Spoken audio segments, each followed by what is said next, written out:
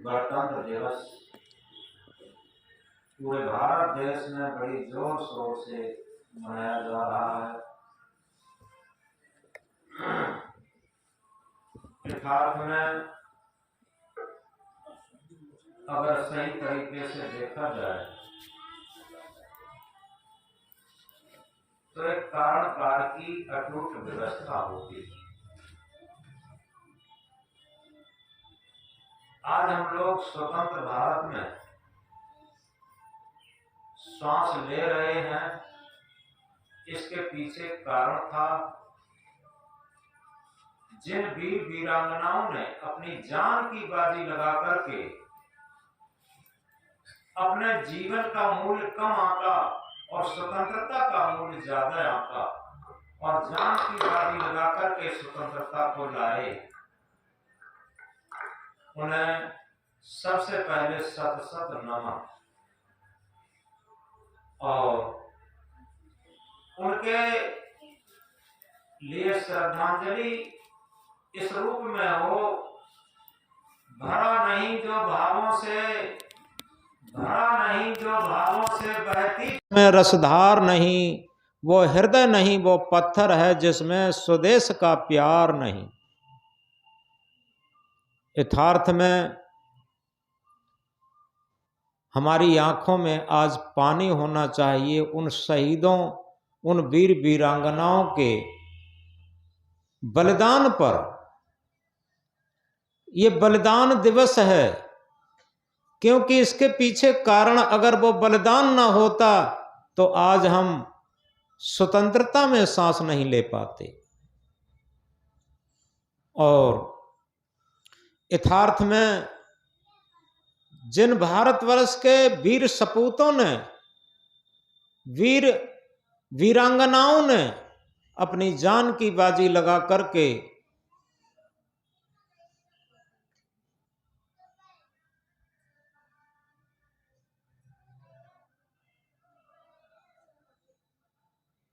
इस स्वतंत्रता को लाए,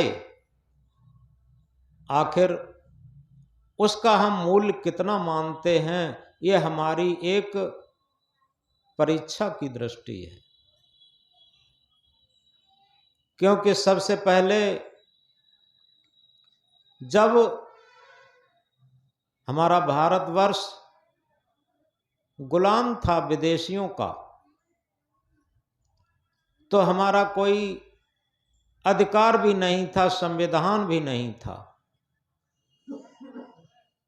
और उन लोगों को मालूम था कि पराधीनता क्या चीज होती है, गुलामी क्या चीज होती है। उन लोगों को उस बात का जो दर्द था, उस दर्द ने ही हमारे देश में ऐसे वीर और ऐसी वीरांगनाएं पैदा की जो हमारे देश को स्वतंत्रता की तरफ लाए। तथा इसी के साथ उन गौरवशाली व्यक्ति जिन्होंने हमारे देश का संविधान बनाया, क्योंकि कोई भी देश सही स्वतंत्र तब माना जाता जब उस देश का निजी संविधान उस देश में लागू हो। तो आज का दिन 26 जनवरी संविधान लागू होने का दिन है। 26 जनवरी 1950 में हमारा देश पूर्ण स्वतंत्र हुआ था, क्योंकि आज के ही दिन हमारे भारत देश में हमारे देश का संविधान लागू हुआ था। पहले भी लोग ऐसे थे, आज भी लोग ऐसे हैं जो वीर भगत सिंह स्वतंत्रता आंदोलन चला रहे थे और उनके सगे चाचा अंग्रेजों से मिले हुए थे और इसका सब भेद बता रहे थे। और आज भी कुछ लोग ऐसे हैं जो भारत की गुप्त बातों को विदेश वालों को बताते हैं। अब समझना चाहिए इन्हें कपूत कहना चाहिए या सपूत कहना चाहिए, इन्हें तो हमारे भारत माता का कलंक जिनके सर पर है, क्योंकि हमारे भारत माता का गौरव पूरे विश्व में माना जाता, लेकिन ऐसे भी कलंकित कपूत हैं जो हमारे देश की गरिमा को गिराने के लिए और थोड़े थोड़े पैसों की लालच में और विदेशियों से मिलकर के और अपने देश की सूचनाएं वहां पहुंचाते हैं। तो इस तरीके से हम कह रहे थे, शांत रखो से, भरा नहीं जो भावों से, बहती जिसमें रसधार नहीं, वो हृदय नहीं वो पत्थर है जिसमें स्वदेश का प्यार नहीं। यथार्थ में भाव बहुत ऊंची चीज होती है। सदगुरु कबीर साहब ने कहा, साधु भूखो भाव को, धन को भूखो ना, जो साधु धन को भूखो सो साधु है ना। साधु केवल ड्रेस का नाम नहीं है, आप लोग भी साधु हैं। जो साधना करता है वो साधु, और जो साधना नहीं करता वो असाधु। तो इसलिए साधु किसका भूखा है? भाव का, धन का भूखा नहीं है। धन का जो मन इंद्रियों का लोलुपी है उसका भूखा है, वो साधु नहीं है। और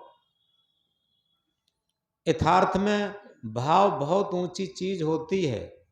अगर उन वीर वीरांगनाओं का भाव न होता तो आज हम स्वतंत्र देश में सांस कैसे ले पाते? उनके भाव का ही करिश्मा था। इसीलिए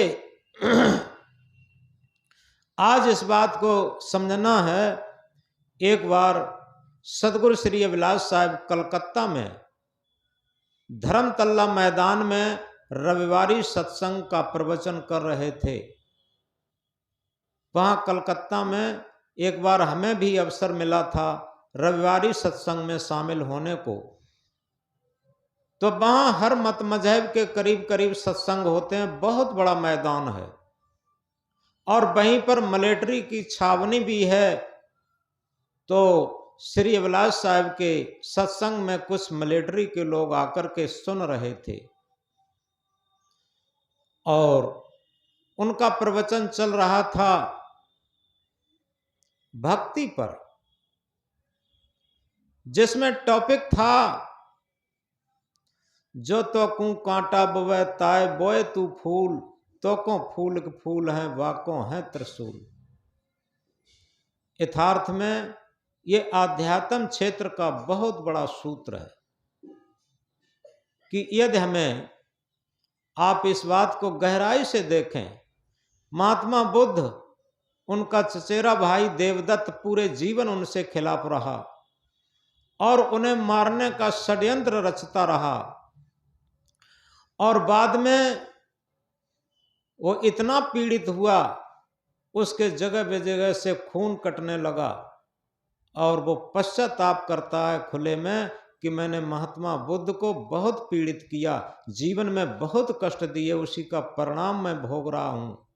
और अपने अनुयायियों से कहा कि अब मुझे ले चलो, अंतिम समय में हम कम से कम उनसे क्षमा याचना कर लें। उसके अनुयायी, उसके साथी लोग महात्मा बुद्ध की तरफ लिए जा रहे थे और बीच में उसके प्राण पखेरु छूट गए।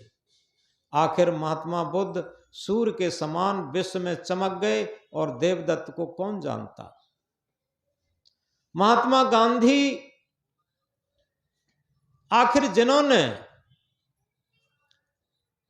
अंग्रेजों द्वारा इतने सताए गए थे, टट्टी की डलिया सर पर उनके रख करके और ऊपर से पानी छोड़ा।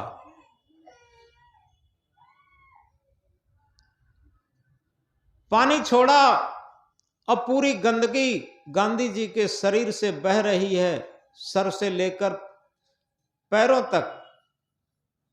और अंग्रेज क्या कह रहे हैं, कहिए स्वतंत्रता के पुतले बापू कैसा लग रहा है। गांधी जी ने क्या कहा था, गांधी जी ने कहा कि मुझे ऐसा लग रहा है मेरी नस नस में स्वतंत्रता की लहर दौड़ रही। ये क्या था, ये गांधी जी का भाव था। और वही था जो सदगुरु श्री अभिलाष साहब कह रहे थे, अगर गांधी जी का प्रभाव अंग्रेजों पर इतना न पड़ता तो तलवार बंदूक के बल पर वो नहीं छोड़ पाते। कई बार ऐसा हुआ कि विदेशों में, अफ्रीका वगैरह में इन्होंने बहुत आंदोलन चलाए थे और अंग्रेजों ने इनको मारने के षड्यंत्र रचे, लेकिन वहीं की जनता ने इन्हें बचाया हर तरीके से। और गांधी जी ने ही, देखो स्वामी दयानंद वो जयपुर के राजा के यहाँ रुके हुए थे और जयपुर के राजा के यहाँ एक वैश्या आती थी, बहुत संपन्न थी, वो पालकी पर बैठकर आती थी और सुबह को जब वो वैश्या जा रही थी तो उसके सम्मान में राजा ने कंधा लगाया। स्वामी दयानंद चिढ़ गए और उन्होंने कहा कि राजन, शेर का और कुतिया का क्या साथ। और इस पर वो वैश्या इतनी जल भुन गई, स्वामी दयानंद के रसोइया से मिलकर के, जो जगन्नाथ रसोइया था उससे मिलकर के स्वामी दयानंद को जहर दिलवा दिया। जब स्वामी दयानंद समझ गए कि मुझे जहर दिया गया है तो उनके पैर लड़खड़ाने लगे। उन्होंने कहा जगन्नाथ, तूने अच्छा नहीं किया, मुझे बहुत समाज सुधार का काम करना था, देश का काम करना था, तूने मेरी यात्रा को बीच में ही रोक दिया और अब मेरे प्राण चले जाएंगे निश्चित, लेकिन तू याद रखना कि ले किराए के लिए पैसे और तू यहाँ से विदेश में भाग जा, अन्यथा मेरे भक्त जानेंगे तुझे मार डालेंगे। जिन गांधी जी का भी नाम लिया, गांधी जी को भी नाथूराम गोडसे ने गोली से मारा था और बाद में जब पुलिस और तमाम जनता इकट्ठी हो गई और नाथूराम को पकड़ के मारना चाहते थे, गांधी जी ने कहा नहीं, इसे छोड़ दो, इसे माफ कर दो, इसके ऊपर कोई केस नहीं चलेगा। ईसा मसीह क्रूस पर लटकाए गए, ईसा मसीह के मुख से निकल रहा था हे प्रभु इन्हें क्षमा कर देना, ये लोग आतताई हैं, ये नहीं जानते कि हम क्या कर रहे हैं। सुकरात को जहर दिया गया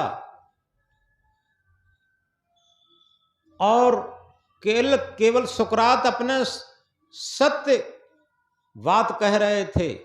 वो सारे अंधविश्वासों, सारे रूढ़ियां, सारे पाखंडों को हटा करके एक सत्य आत्मा का उपदेश कर रहे थे, सत्य रहनी गहनी का उपदेश कर रहे थे।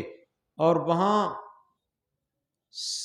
ऐसे लोग थे जो राजा के चाटकार थे, उन्होंने ये कहा कि ये देशद्रोही है और देश का द्रोह कर रहा है, और देशद्रोह में सुकरात को जहर दिया गया। तो उन्होंने अंतिम समय में कहा था कि जहर देकर के सत्य को नहीं मारा जा सकता, केवल इस शरीर को तो मारा जा सकता, सत्य कभी मरेगा नहीं किसी भी जहर से, किसी भी गोली से। और सत्य हमेशा बुलंद हुआ। आज भी सुकरात को लोग नमन करते हैं, उन्हें श्रद्धा से नतमस्तक होते हैं। तो इस तरीके से इन सारी बातों को लेकर के सदगुरु श्री अभिलाष साहब वहाँ पर कह रहे थे। वो मिलिट्री के लोग, मिलिट्री के जवान थोड़ा आक्रोशित हो गए, बोले गुरुदेव जो आप उपदेश कर रहे हैं, अगर ऐसा ही उपदेश हम लोग मान लें तो हमारे देश पर विदेशी लोग चढ़ाई कर देंगे। हमारे देश की स्वतंत्रता को छिन्न भिन्न कर देंगे, ये कहा। तो सदगुरु श्री अभिलाष साहब ने वहां कहा कि देखो, ये बात वहां की है और ये बात यहाँ की है। जो आप कह रहे हो वो बॉर्डर की बात है, और हम जो कह रहे हैं वो यहाँ परिवार और समाज की बात है। परिवार और समाज में जब तक सामंजस्य तभी तक रह सकती है, स्वतंत्रता तभी तक रह सकती है जब तक आत्मीयता का व्यवहार हो। और जब आत्मीयता का व्यवहार नहीं होगा तो निश्चित है स्वतंत्रता खो जाती है, क्योंकि मन इंद्रियों की गुलामी में जिसका जीवन चलता है वहां स्वतंत्रता नहीं होती। चाहे कोई भी परिवार हो, कोई भी समाज हो, कोई भी राष्ट्र हो, कुछ भी हो, जब तक आत्मीयता का व्यवहार रहता है सभी परिवार जुड़े रहते हैं। और जब उसी परिवार में आत्मीयता का व्यवहार नहीं रहता, सारे परिवार टूट जाते हैं।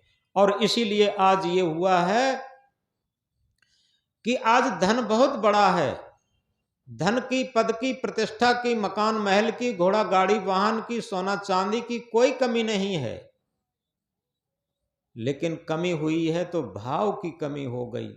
कमी हो गई है तो आपस में सामंजस्य की कमी हो गई है, आत्मीयता की कमी हो गई है। आत्मीयता की कमी नहीं रहने से ही सारा बिखराव, सारी टूटन होती है।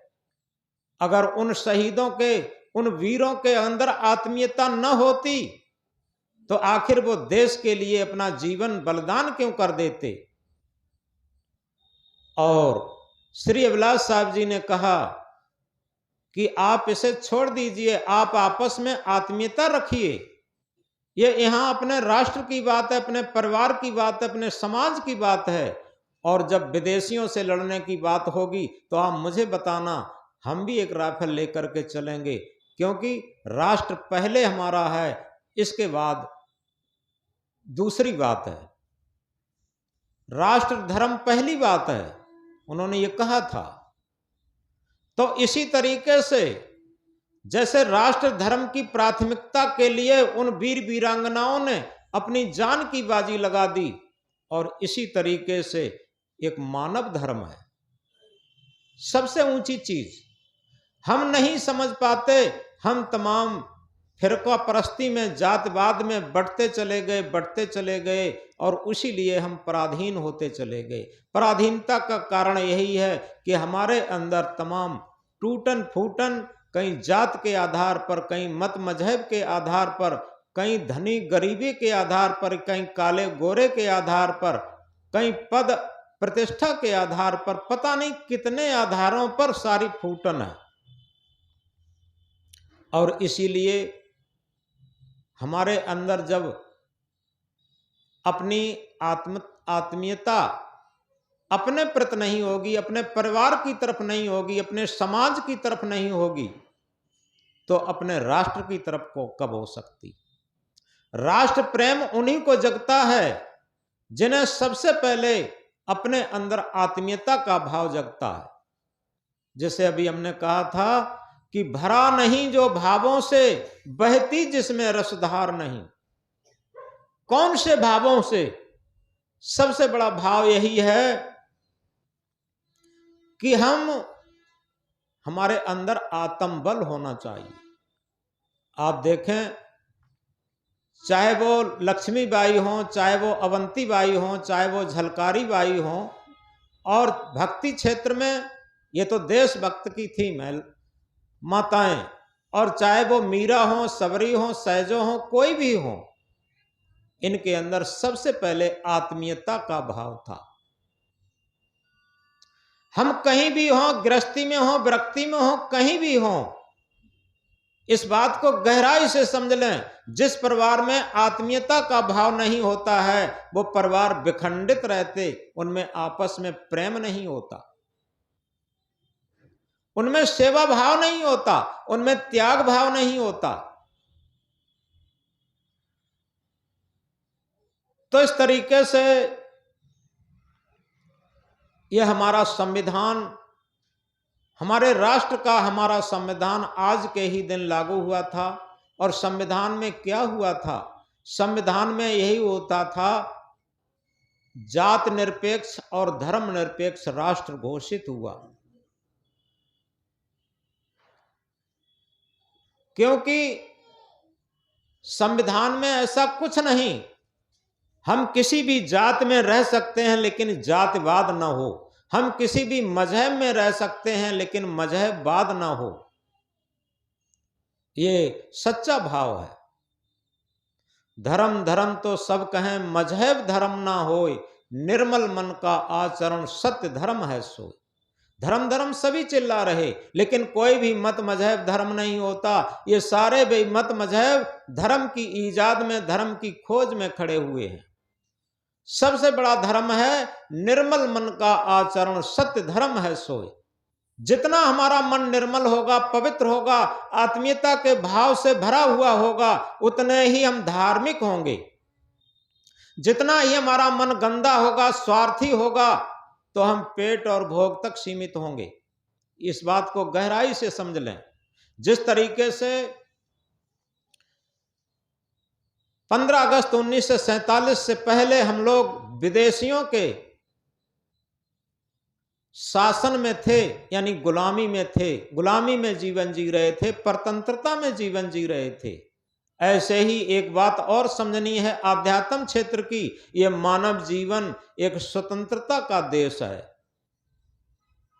और मानव जीवन के अलावा जितनी भी खानियां हैं, ये 84 लाख खानियां, ये सब पराधीनता की हैं, परवश की हैं। इनमें कोई भी स्वतंत्रता नहीं है।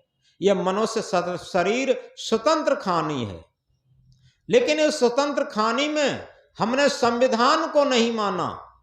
जैसे आज भी कुछ लोग हैं, संविधान को नहीं मानते हैं और संविधान के विपरीत चलते हैं। वो समझो परिवार, समाज और राष्ट्र के विरोधी है। इसी तरीके से एक संविधान है क्या? मानव जीवन से पहले हम लोग जो पशु योनियों में थे, पक्षी योनियों में थे, कृम कीटादि योनियों में थे, ये सब क्या थी? ये भोग योनियां थी, ये परवश योनियां थी, पराधीन थी। इसमें कोई भी स्वतंत्रता नहीं थी। यह मनुष्य जीवन, मनुष्य शरीर स्वतंत्र भूमिका है, और इसे मोक्ष भूमिका भी कहते हैं, कल्याण भूमिका भी कहते हैं।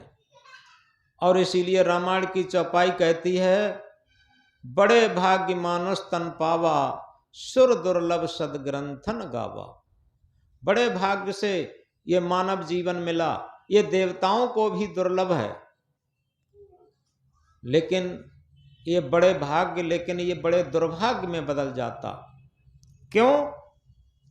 जब हम स्वार्थ में, मैथिली शरणगुप्त की भाषा में, वही मनुष्य है जो कि मनुष्य के लिए मरे, वही मनुष्य है जो कि मनुष्य के लिए मरे, यह पशु प्रवृत्ति है जो कि आप ही चरे।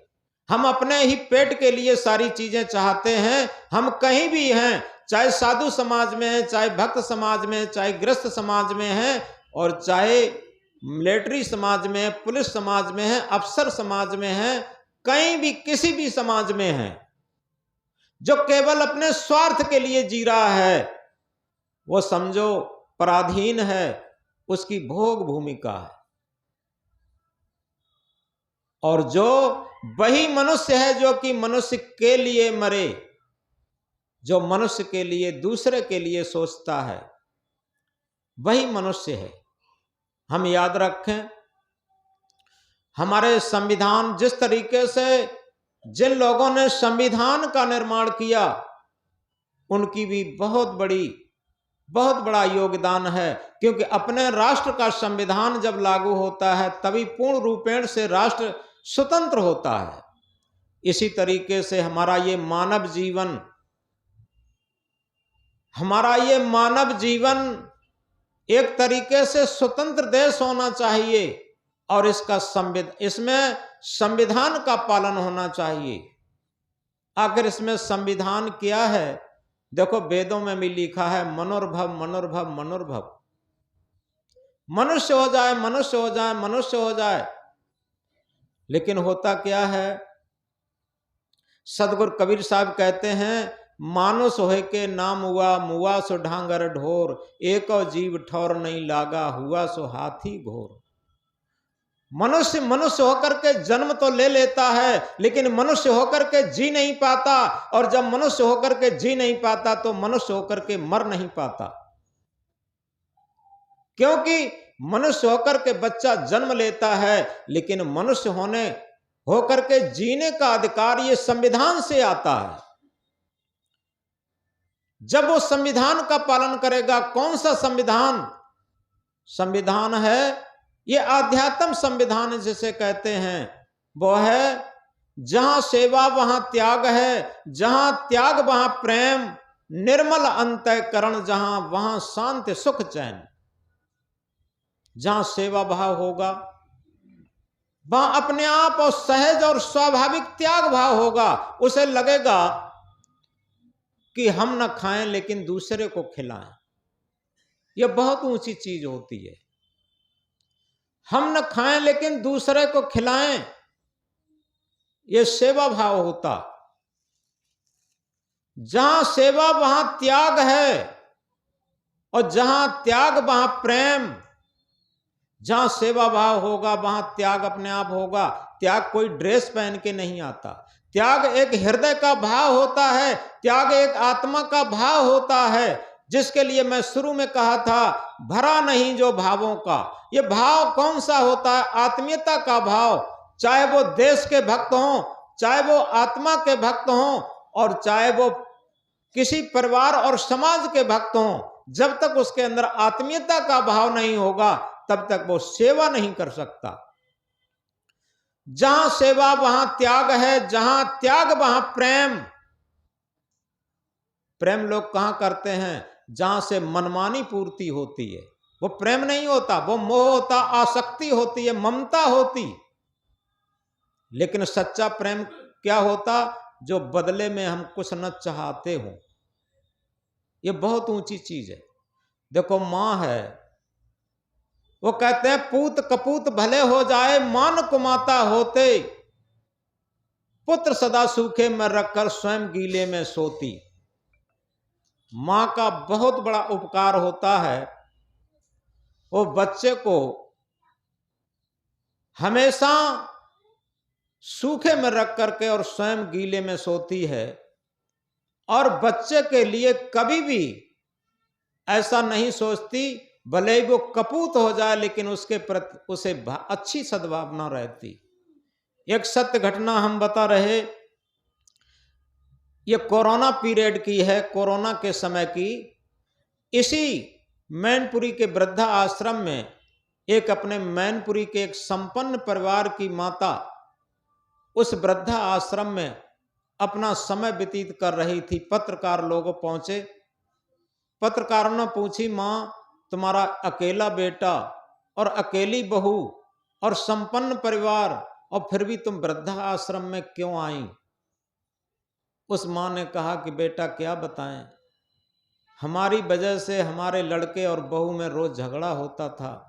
हमने सोचा हमारे लड़के और बहू प्रेम से रहें, हम अपना शेष श्वासें, शेष जीवन वृद्धा आश्रम में काट लेंगी। पत्रकार ने फिर प्रश्न किया कि मां ये बताओ, इस समय कोरोना बहुत चल रहा है, जगह बेजगह लोग मर रहे हैं, अपने अपने पुत्र और बहू के प्रति आपके क्या विचार हैं? मां ने कहा कि बेटा हम ये चाहते हैं कि मेरे लड़के और बहू को कोरोना न हो जाए, भले ही हमें कोरोना हो जाए, हम मर जाएं। बताओ इसे क्या कहते हैं? ये आत्मीयता का भाव है, ये सच्चा प्रेम है। क्योंकि जहां से तिरस्कार मिलता है, जहां से प्रतिकूलता मिलती है, उसके प्रति भी अपनी भावना को गलत न करना, अपनी आत्मीयता को कम न करना, ये सच्चा भाव होता। तो इस तरह हम कह रहे थे, जहां सेवा वहां त्याग है, जहां त्याग वहां प्रेम। निर्मल अंतःकरण जहां वहां शांति सुख चैन। यथार्थ में चाहे वो गृहस्थी का जीवन हो, चाहे वो व्यक्ति का जीवन हो, अगर हम शांत सुख चैन से जिंदगी काटना चाहते हैं, शांत सुख चैन से रहना चाहते हैं, तो एक ही तरीका है, वो यूनिवर्सल है, सार्वभौमिक है। किसी भी जात के हों, किसी भी पंथ के हों, किसी भी संप्रदाय के हों, किसी भी पद प्रतिष्ठा के हों, किसी भी राष्ट्र के वासी हों, इससे कोई लेना देना नहीं। एक ही सूत्र है, वो है आध्यात्मिक संविधान। वो क्या है कि निर्मल अंतःकरण जहां वहां शांति सुख चैन। ये आध्यात्मिक संविधान है। जितना हमारा मन निर्मल होगा उतने ही हम शांत सुख चैन में होंगे, और जितना भी हमारा मन अंतःकरण गंदा होगा, स्वार्थी होगा, लिप्सावान होगा, और उतने ही हम दुखी होंगे, अशांत होंगे, बेचैन होंगे। ये अपने आप और स्वाभाविक है। ये मां उस बच्चे को बाहर ले जाए, डिस्टर्ब बहुत हो रहा है। बोलो सदगुरु कबीर साहब की।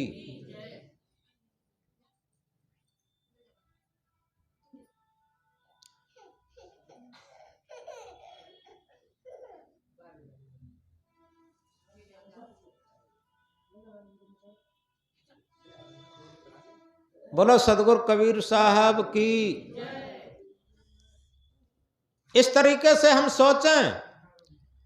हम एक बहुत बड़ा महामंत्र कह रहे थे, भरा नहीं जो भावों से बहती, जिसमें रसधार नहीं वो हृदय नहीं, वो पत्थर है जिसमें स्वदेश का प्यार नहीं। एक स्वदेश तो जानते हैं कि हम भारतवर्ष हमारा स्वदेश है। एक महाशय जी विदेश में भ्रमण करने के बाद जब भारत आए थे, पहले जब ये हवाई जहाज नहीं थे, तब पानी के जहाज से लोग आते जाते थे। तो जब अपनी धरती पर पैर रखे तो सबसे पहले वो मस्तक टेके और अपनी धरती से मिट्टी उठा करके अपना तिलक किए, मस्तक पर लगाया, और उन्होंने कहा, बहुत सुंदर होंगे देश बहुत से, बहुत बड़ी है ये धरती। सुंदर होंगे देश बहुत से, बहुत बड़ी है ये धरती, पर अपनी मां अपनी ही है जो अमित प्यार हमको करती। यथार्थ में अपनी मां अपनी ही है जो अमित प्यार हमको करती। क्या इसी तरीके से हम इस भारत माता को, उनका हम सपूत अपने को मानते हैं? अगर मानते हैं तो वास्तव में हमें सुधार की जरूरत है। हमें क्या लगता है कि दूसरे लोग सब देश की रक्षा के लिए निकल जाएं, दूसरे लोग सुधार कर लें, लेकिन हम न करें। इसके संबंध में हम थोड़ा गौर से समझें। झांक रहे सब इधर उधर, अपने अंदर झांके कौन? दुनिया सुधरे सब चिल्लाते, निज पर आज विचारे कौन? झांक रहे सब इधर उधर, सब लोग चाहते हैं कि हम इधर उधर झांक रहे, उसके अंदर क्या गलती है, उसके अंदर क्या कमी है, वो क्या कर रहा है, वो क्या कर रहा है। लेकिन ये झांकना चाहिए अपने अंदर कि हमारे अंदर कितनी गलतियां हैं, आज तक उन गलतियों को हम क्या कुछ सुधार पाए हैं? हमारे अंदर राष्ट्र प्रेम, समाज प्रेम और देश प्रेम से लेकर के परिवार प्रेम से लेकर क्या आत्मीयता का प्रेम अपने अंदर है? क्या हम अपने जीवन से भी प्रेम करते हैं? जो अपने जीवन से प्रेम करता है, लेकिन जीवन शरीर को नहीं कहते, जो शरीर को सदगुरु क्या बताते? देह को मैं मानना सबसे बड़ा ये पाप है, देह को मैं मानना सबसे बड़ा ये पाप है, सब पाप इसके पुत्र हैं, सब पाप का ये बाप है। केवल शरीर को पालने पोसने में, शरीर के स्वार्थ के लिए जो जीवन में लगा रहा, वो समझो बहुत पाप करता रहा। सच्चा जीवन शरीर नहीं है, सच्चा जीवन सत्य आत्मा है। आत्मा, सत्य आत्मा न हो तो जीवन ही नहीं होगा। लेकिन हम सच्चे जीवन से अपरिचित रह जाते, केवल पेट और भोग तक ही सीमित रह जाते। और जिसके अंदर सच्चे जीवन को जानने की उत्कंठा, अभिलाषा जग जाती है, निश्चित है वो देह शरीर से हट करके आत्मा के तल पर जीवन जीने लगता। और जो आत्मा के तल पर जीवन जीने लगता, उसी को अपने से अधिक परिवार को, और परिवार से अधिक समाज को, और समाज से अधिक राष्ट्र को वो श्रेय देने लगता। ये अपने आप है। जो शरीर के तल पर जीता है, उसे न राष्ट्र से मतलब है, न समाज से मतलब है, न परिवार से मतलब है, और न अपनी आत्मा से मतलब है। केवल उसे अपने शरीर को पालना है, बस। यह सबसे बड़ी गंभीर समस्या है, क्योंकि वह न तो राष्ट्र का संविधान मान पा रहा है, और न वो आत्मा का संविधान मान पा रहा है, न आध्यात्मिक संविधान मान पा रहा। झांक रहे सब इधर उधर, अपने अंदर झांके कौन। दुनिया सुधरे सब चिल्लाते, निज को आज सुधारे कौन। सब चिल्लाते हैं कि दूसरे लोग सुधर जाएं, दूसरे लोग सुधर जाएं, लेकिन निज को आज सुधारे कौन। पर उपदेश कुशल बहु तेरे, पर उपदेश कुशल बहु तेरे, और निज पर आज विचारे कौन। हम सुधरेंगे जग सुधरेगा, हम सुधरेंगे जग सुधरेगा, इतनी सी बात विचारे कौन। बहुत छोटी बात है। चाहे वो आत्मीयता के भाव से अपने जीवन का प्रेम हो। जितने भी भक्त हुए हैं, उन्होंने अपने सच्चे जीवन से प्रेम किया था। वो शरीर को नहीं पाले पोसे, वो आत्मा के तल पर चले थे। जितने भी देशभक्त हैं, उन्होंने शरीर और परिवार को नहीं देखा था। याद रखें, उसे तो बलिदान ही कर दिया देश के लिए। तो इस तरीके से हम सुधरेंगे जग सुधरेगा, इतनी सी बात विचारे कौन। जब हम इस बात को विचार करेंगे कि हम स्वयं सबसे पहले अपने जीवन के भक्त बन जाएं। अपने जीवन का भक्त होना है अपनी आत्मा के तल पर जीवन जीना। यह सबसे ऊंची चीज है। यह आध्यात्मिक संविधान है। हम किस वेद को मानते हैं, किस पोथी को मानते हैं, किस पूजा को मानते हैं, किस मत को मानते हैं, किस मजहब को मानते हैं, ये सब छोटी चीजें हैं। क्या हम अपने आत्मा के संविधान को मान के चलते हैं? जो आत्मा के संविधान को मान के चलता है, वही सच्चा भक्त है। और उसी के अंदर सच्चा भाव, आत्मीयता का जागृत हो सकता है। और ऐसा आत्मीयता के भाव वाला सच्चे परिवार से, सच्चे समाज से और सच्चे राष्ट्र से प्रेम कर सकता है। ये अपने आप सहज और स्वाभाविक है। तो इस तरीके से एक लड़के ने अपनी मां से कहा था, मां बहुत उसे खाने पीने लाड़ दुलार करती थी। उसने कहा कि मां मुझसे न खाने की न पीने की बात कर, मां मुझसे न खाने की न पीने की बात कर, दुनिया में मर्दों की तरह जीने की बात कर। दुनिया में जो वास्तविक तरीके से मर्दांगनी में जिए हैं, इंसानियत में जिए हैं, मानवता में जिए हैं, आत्मीयता के तल पर जिए हैं, राष्ट्र के प्रेम में जिए हैं, तो निश्चित है उन लोगों की मेरे सामने बात कर। और यथार्थ में ये बातें जिसे प्रिय लगेंगी, वही समझो आध्यात्मिक ज्ञानी भी है और राष्ट्र का भक्त भी है। भक्त भी है और राष्ट्र का भक्त भी है। आत्म परमात्मा का भक्त है और राष्ट्र का भी भक्त हो सकता।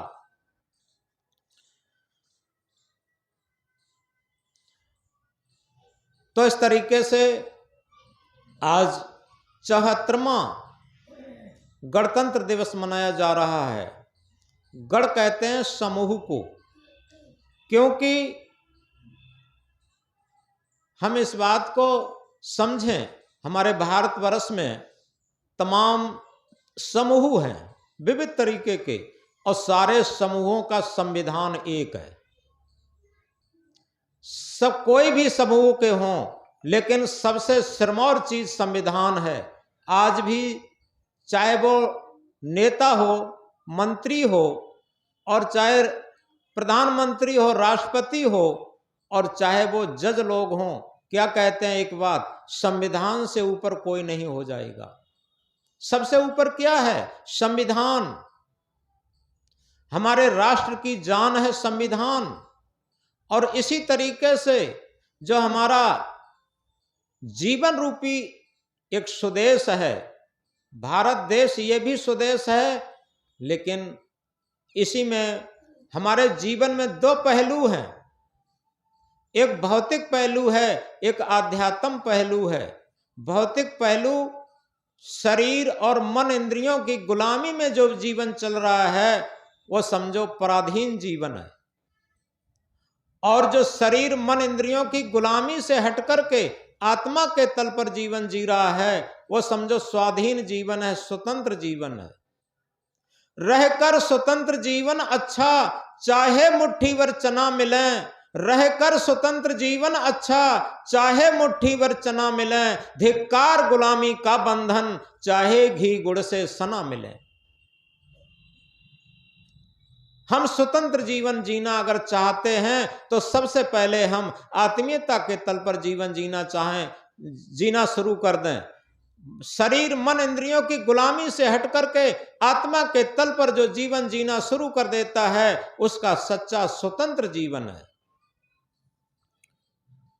और इसी तरीके से वही व्यक्ति जो अपने शरीर को ज्यादा महत्व न दे करके और उसकी गुलामी में न जी करके, आप उन शहीदों को आज याद करें। अगर वो शरीर को देखते रहते तो वो शहीद कैसे हो पाते? आप बताओ, उन्होंने शरीर को नहीं देखा और वो शहीद हो गए अपने शरीर को बलिदान करके, और उन्होंने भारत माता की आत्मा का जो वास्तविक दुख दर्द था उसकी तरफ गए। इसी तरीके से अपने जीवन में हम ये देखें, हमारी आत्मा कहीं दुखी तो नहीं है। मन इंद्रियों की गुलामी जब तक चलेगी हमारी आत्मा दुखी रहेगी, और जब आत्मा के तल पर जीवन जिया जाएगा तो निश्चित है मन इंद्रियों की गुलामी हटेगी और तभी हमारा वास्तविक जीवन स्वतंत्रता की तरफ आएगा।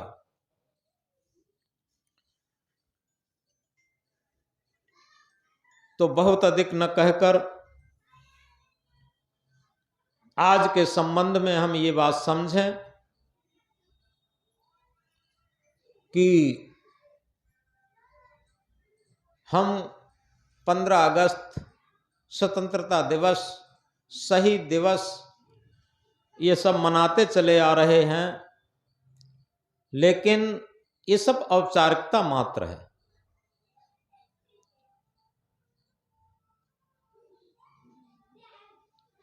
क्यों औपचारिकता मात्र है?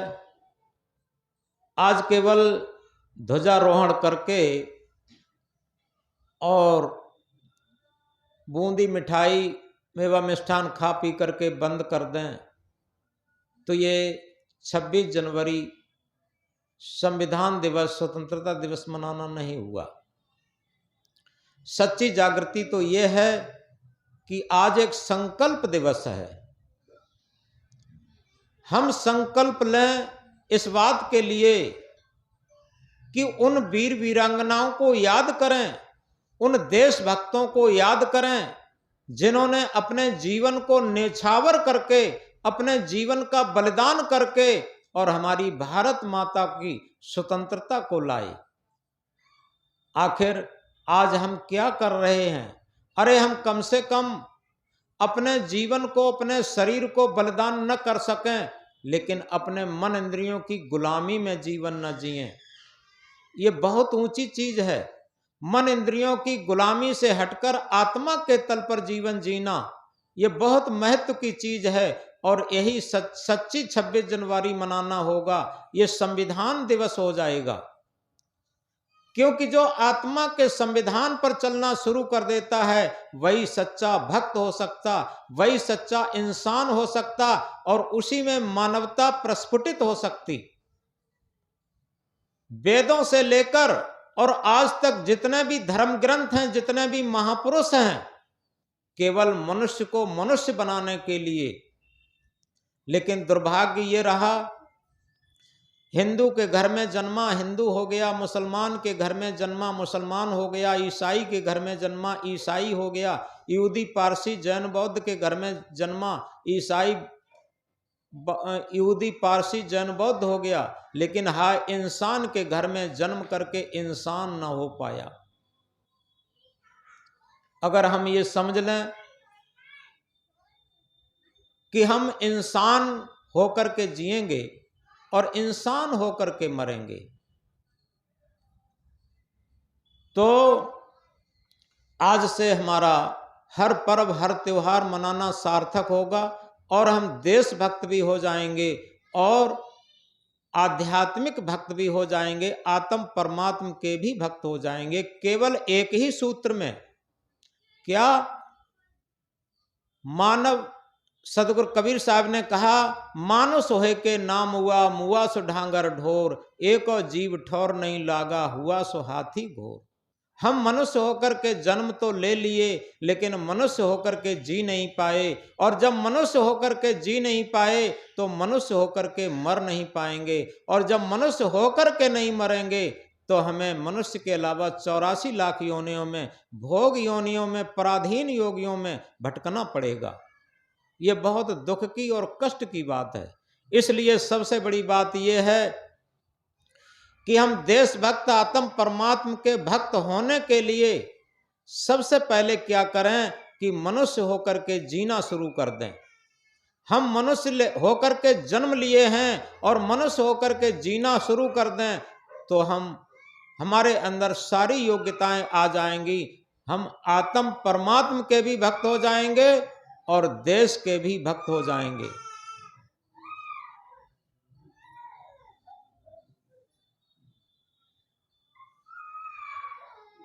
इसीलिए कहा, सदगुरु तेरे ज्ञान ने इंसान बना दिया, इंसान बना दिया, जीना सिखा दिया, सदगुरु तेरे ज्ञान ने मरना सिखा दिया। यथार्थ में सदगुरु और कोई नहीं है, हमारी अंतरात्मा।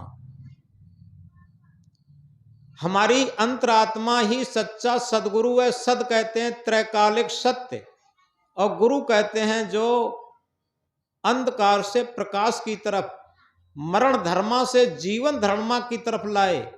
ये अंतरात्मा रूपी सदगुरु ही हमारे इस शरीर को मरण धर्मा से जीवन धर्मा की तरफ लाता है, इसी से तो जीवित रहता। ये सच्चा सदगुरु है, और इसी की बात की हम अवहेलना करते पूरे जीवन, मन इंद्रियों की गुलामी को धारण कर लेते।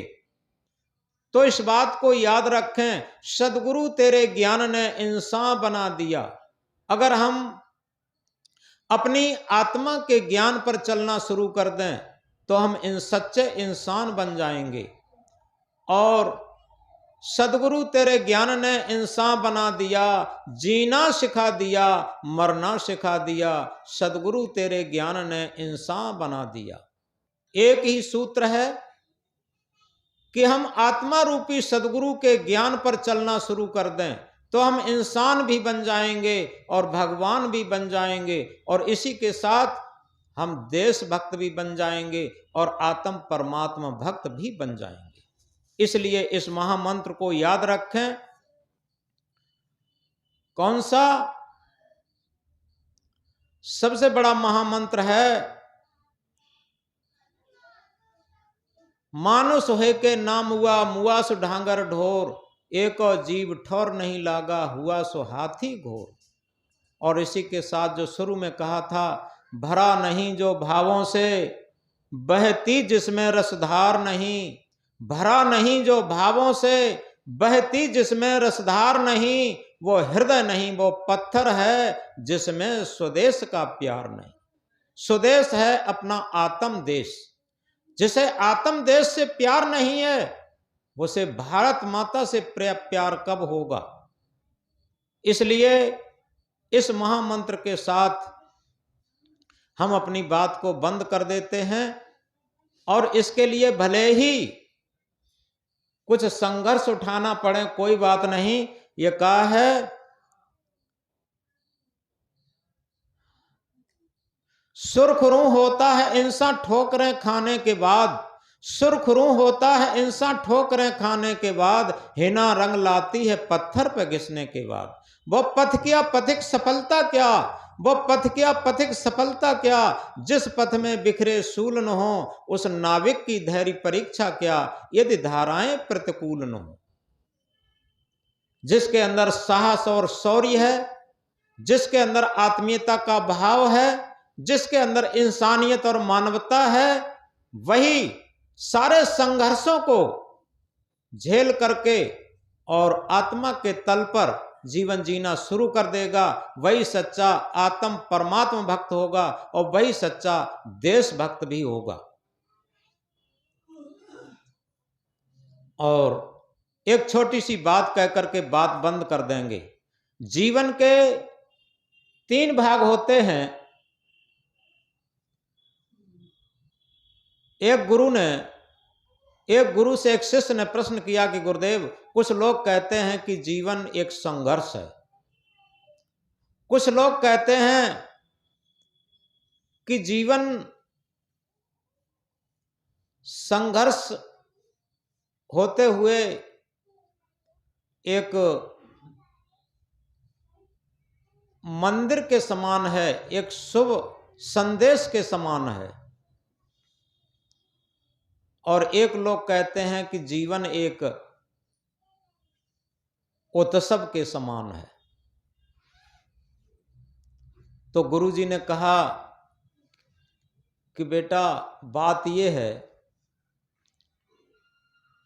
जिसे कोई सच्चा सदगुरु नहीं मिला या जिसकी आत्मा रूपी सदगुरु की आवाज पर जो नहीं चला, उसके लिए हर क्षण दुखमय संघर्ष में महसूस होता।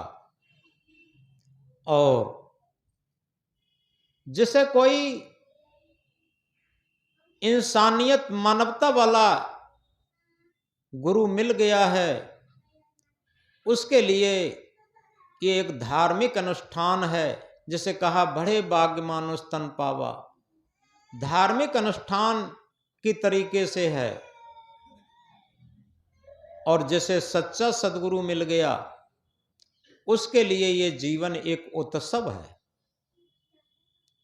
उत्सव उन्हीं के लिए होता जो आत्मा के तल पर जीवन जीना शुरू कर देते हैं। उनके लिए एक जीवन उत्सव बन जाता। आप देखें, जिन महापुरुषों का आज हमने नाम लिया है,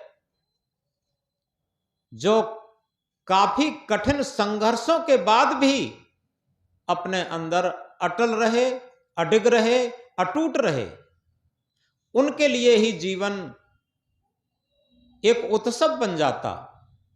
आज उनके जीवन को याद करके लोग अंदर से आश्चर्यचकित भी होते और एक अंदर से आत्मा की तरफ उनकी प्रेरणा भी मिलती, आत्म जागृति भी मिलती। और उसी के लिए अंतिम बात कही है, अटल रहा जो अपने पथ में लाख मुसीबत आने में, अटल रहा जो अपने पथ में लाख मुसीबत आने में, मिली सफलता उसको जग में जीने और मर जाने में। जो अपने पथ पर अटल रहता, उसी को सफलता मिलती जीने और मर जाने में। और भी कहा है, मैं सच्चे पथ का राही हूं, कह सकता दिन को रात नहीं, ईमान बेच दूं टुकड़ों में, ये मेरे बस की बात नहीं। मैं सच्चे पथ का राही हूं, कह सकता दिन को रात नहीं, ईमान बेच दूं टुकड़ों में, ये मेरे बस की बात नहीं। इन तथ्य और इन सत्य के साथ आज हम अपनी वाणी को विराम देते हैं। और ये क्या है? अपनी कमर को कस लेना। यथार्थ में ये संकल्प दिवस के रूप में हम 26 जनवरी को मनाएं, क्योंकि ये राष्ट्रीय पर्व है और ये आध्यात्मिक पर्व भी है। जब हम अपने पथ पर अटल रहेंगे, जिस क्षेत्र में हैं, जहां हैं, तभी हमें सफलता मिलेगी। बोलो भारत माता की, बोलो भारत माता की, बोलो भारत माता की। इनसे कह दियो भोजन पाक जा। अभी पंगत लगेगी और उसमें प्रसाद रखा गया है रस खीर और तले हुए आलू। ये प्रसाद आज रखा गया है और पंगत लगेगी। इससे पहले